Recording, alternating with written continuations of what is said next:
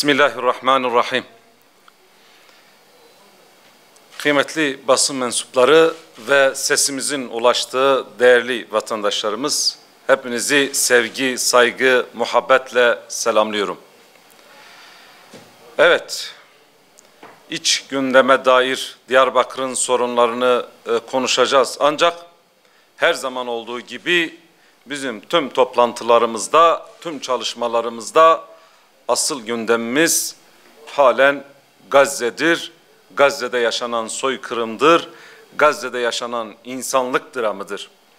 7 Ekim'den bu yana şu an Gazze'de 30 binden fazla çocuk, kadın, yaşlı demeden katlediliyor.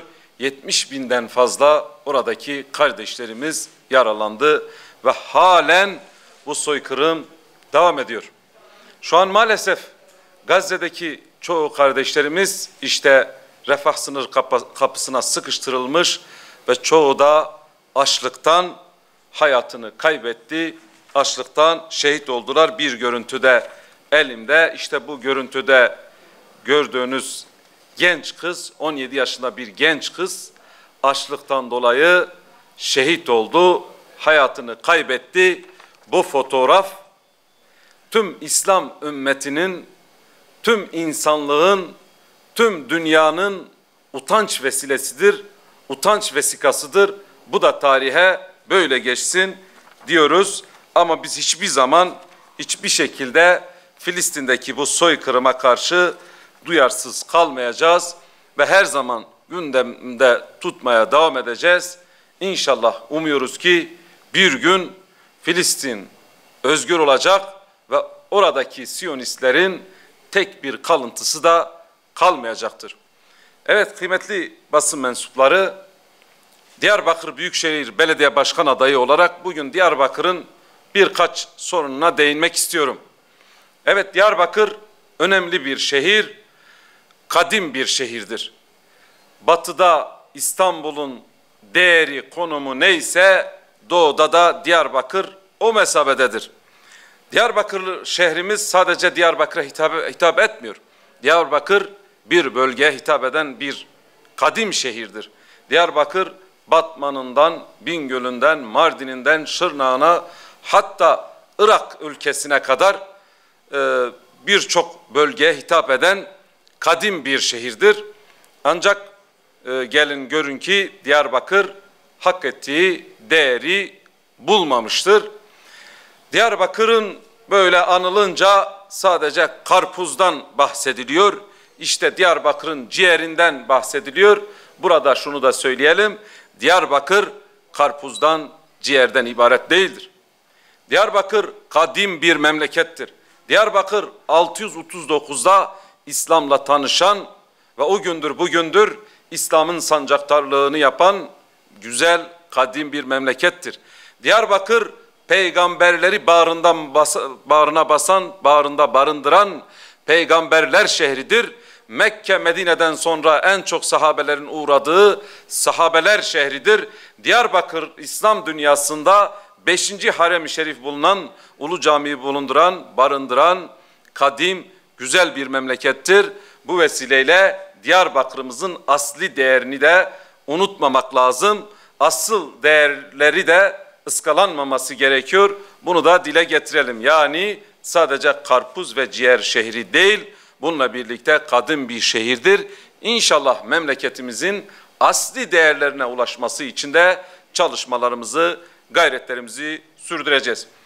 Kıymetli basın mensupları, Diyarbakır ile ilgili birkaç sıkıntıdan bahsedelim.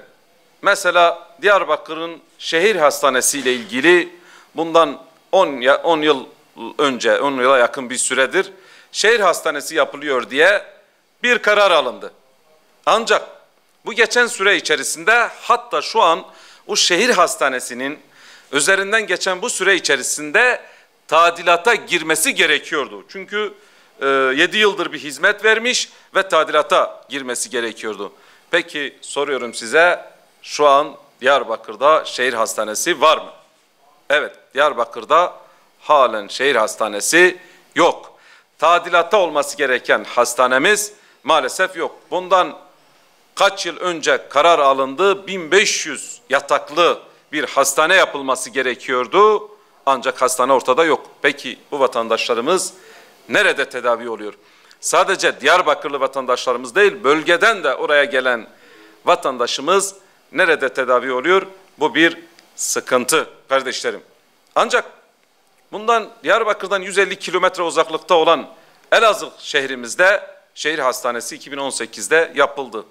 Diyarbakır'ın nüfusla oranla belki 3'te veya 4'te biri bir nüfusa sahip olmasına rağmen yapılmış. Hak etmiyor mu? Tabii ki hak ediyor.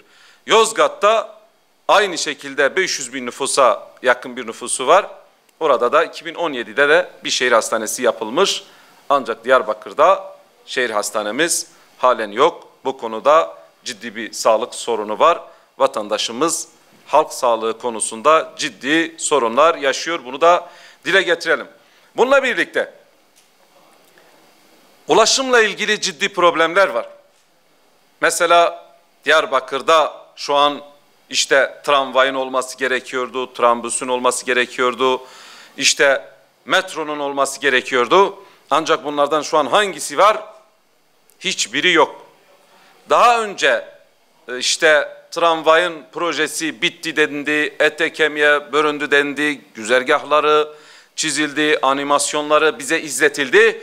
Ancak halen Diyarbakır'da bir tramvay yok ve bu konuda halk ciddi mağduriyetler yaşıyor ve tramvayın olmadığı için işte halen eskisi gibi işte halk otobüsleri kullanılıyor ve bu konuda da ciddi mağduriyetler var ve bu konuda memleketimiz bir yönüyle sahipsizdir ve biz bu memlekete sahip çıkmak için kollarımızı sıvadık.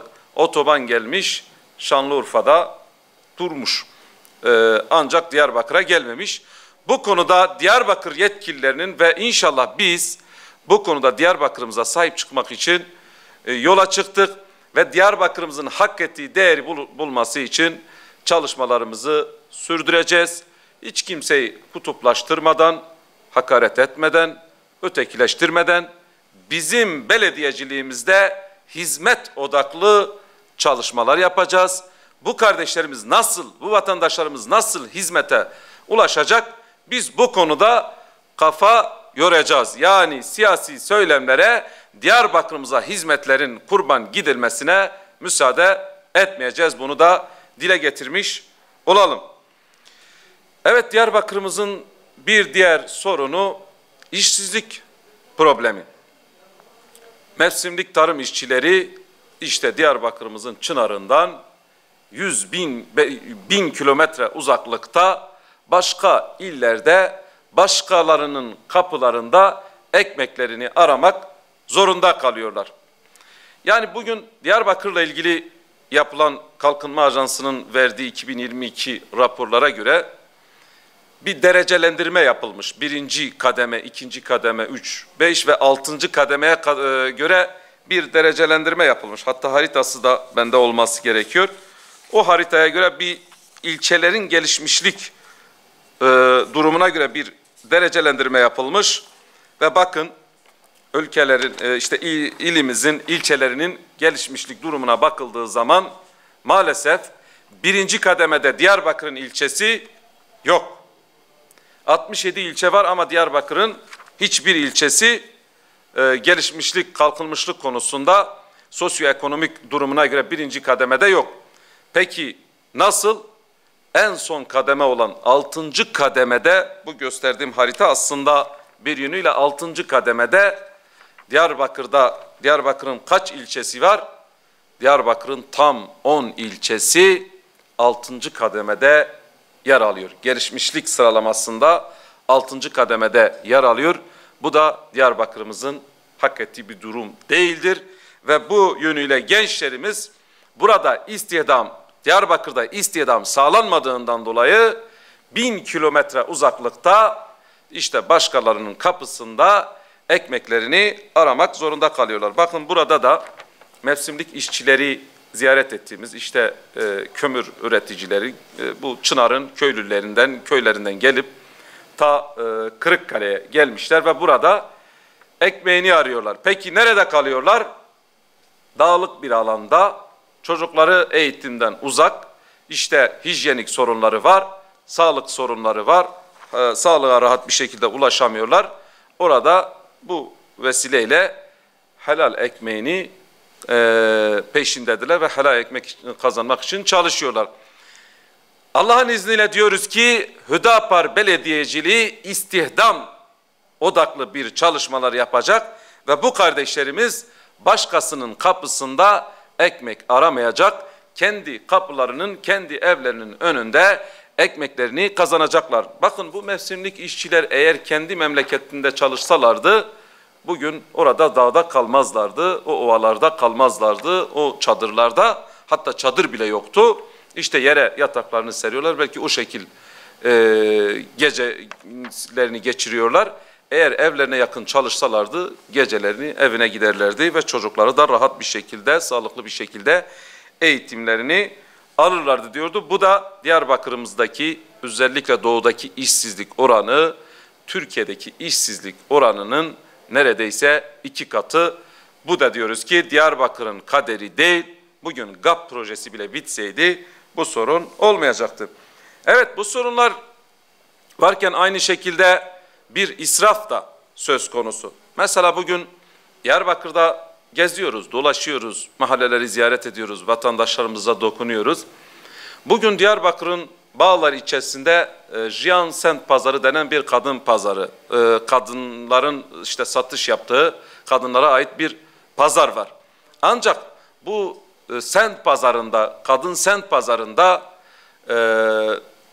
bir aktif bir çalışma yok. Şu an bu pazar kaç yıldır atıl durumda. İşte muşambaları yırtılmış, güneşten çürümüş bir şekilde, boş bir şekilde duruyor. Tamam, bu bir yerde dursun.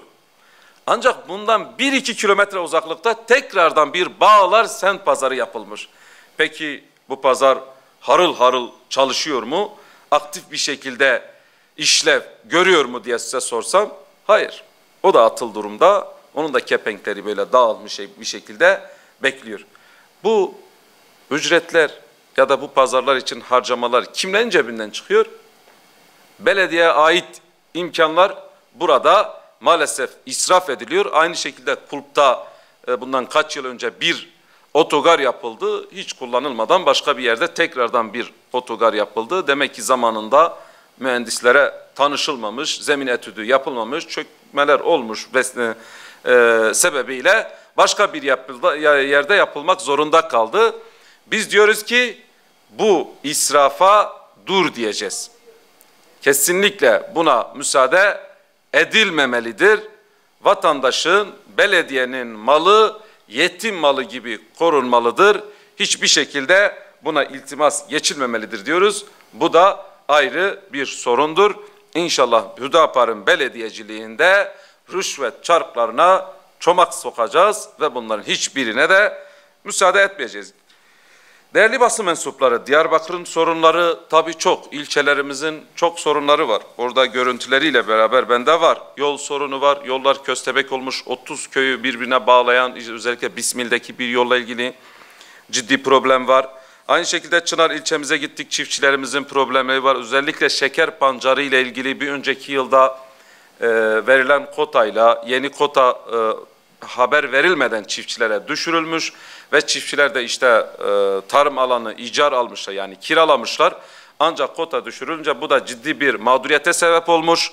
Bununla birlikte kendi şeker pancarlarını fabrikaya teslim ettikten sonra zamanında vaktinde ödemeler yapılmıyor. Bu da onlara ciddi bir şekilde mağduriyet yaşıyor. Çünkü alım gücü ortada, enflasyon oranı ortada, piyasadaki istikrarsızlık ortada. Bu da onlar için bir problem. Aynı şekilde bakın, görüntüler var elimde.